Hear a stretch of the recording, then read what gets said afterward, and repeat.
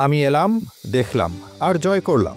এক যুগ পর নিজের ঘরে ফিরে যেন এই বার্তায় দিলেন নেইমার জুনিয়র। সৌদি আরবে গত ১.৫ বছরে খেলার সুযোগ হয়নি তার। একের পর এক ইনজুরি শেষ করে দেয় তার ক্যারিয়ার।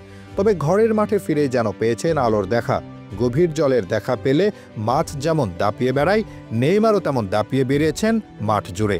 নিজের জন্মদিনের পর যে নেমেছিলেন শৈশবের ক্লাব সান্তোসের হয়ে, সেখানে ছড়িয়েছেন আলো। সবচেয়ে বেশি ডুয়েল জিতেছেন, ৪৫ মিনিট মাঠে থেকে সুযোগ তৈরি করেছেন ২টি। সব মিলিয়ে নেইমারের প্রত্যাবর্তনটা ছিল অসাধারণ। শুধু জয়ের দেখা পায়নি তার ক্লাব, যদি জিততে পারত তারা, তবে যেন ১৬ কলা পূর্ণ হয়ে যেত সমর্থকদের। যদি মনে করি প্রকৃতি অপূর্ণতা রাখতেই পছন্দ করে, তবে নেইমারের গোল না পাওয়া কিংবা জয় না পাওয়া যেন তারই অংশ।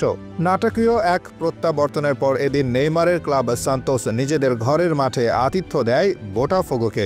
ম্যাচটি ছিল পাউলিস্তা লিগের ৭ম রাউন্ডের লড়াই। নিজেদের গ্রুপে শীর্ষে অবস্থান ছিল সান্তোসের, তবে শক্তিশালী প্রতিপক্ষের বিপক্ষে সুবিধা করতে পারছিল না তারা। যদিও প্রথম একাদশে ছিলেন না নেইমার, তবে ম্যাচের ৩৮ মিনিটে দলকে পেনাল্টি হতে গোল করে এগিয়ে দেন সুয়ারেজ। এগিয়ে থেকেই বিরতিতে যায় ক্লাবটি। বিরতির পর মাঠে নামেন নেইমার।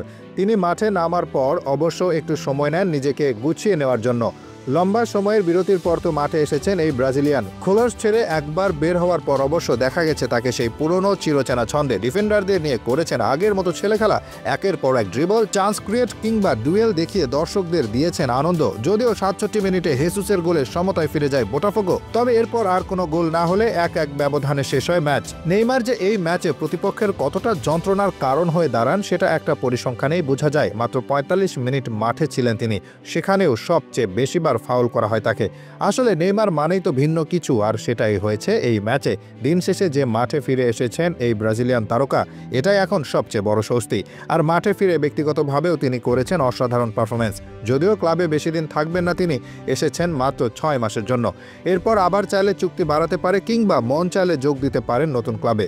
আগামী ১০ ফেব্রুয়ারি তাদের পরের ম্যাচে প্রতিপক্ষ হিসেবে থাকবে নভোরি জন্তিনো।